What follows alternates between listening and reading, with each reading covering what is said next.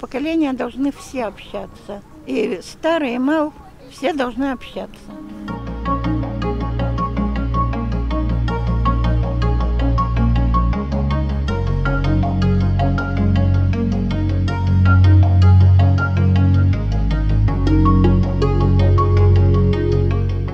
Я Фазирахманова Надежда Степановна. Мне 74 года. В этом году исполнится 75. Будет юбилей небольшой такой. Я разносторонне развита и могу, как говорится, кое в чем помочь детям. Первый раз, когда я пришла, мы провели занятия.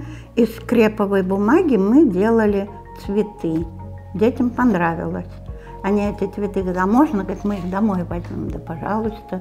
Родителям тоже понравились эти цветочки.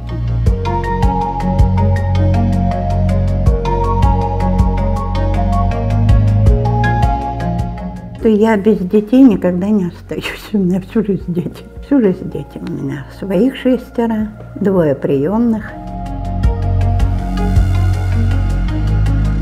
Но вы сами на елке увидели, что творилось с нашими детьми. Они были увлечены, но они, как сказать, невоспитанные. Но воспитывать их, правда, в деревне некому. Вы же видели паучки, чего проще? А какой интерес у них возник? А интересно было. Те ребята, которые озорники, они научились говорить спасибо, здравствуйте, до свидания. Они сами изготовили, вот тут у нас есть стенд, они сами изготовили стенд. Что можно делать в центре, а что нельзя. Они сами выбрали правила поведения в этом центре.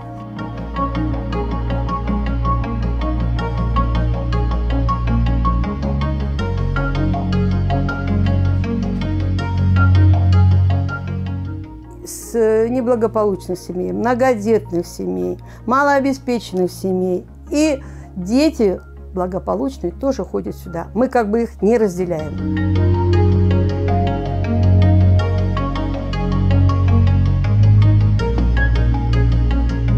Мы писали грант и получили областную субсидию Министерства внутренней политики. Мы привлекали средства из Красного Креста, тоже норвежского города Осло. И, естественно, привлекали местные бизнес-сообщества. Мы вообще в дальнейшем планируем работать, дальше продолжать работу с бабушками, с дедушками. Мы хотим как бы сделать здесь небольшую такую столярную мастерскую, чтобы мальчишки были задействованы, чтобы они могли делать какие-то скворечники, что-то там. И у нас есть такие пожилые люди, которые могут это им дать, могут им показать, рассказать. Вот им нужен положительный пример, и они бы ему подражали. Вот этого им не хватает.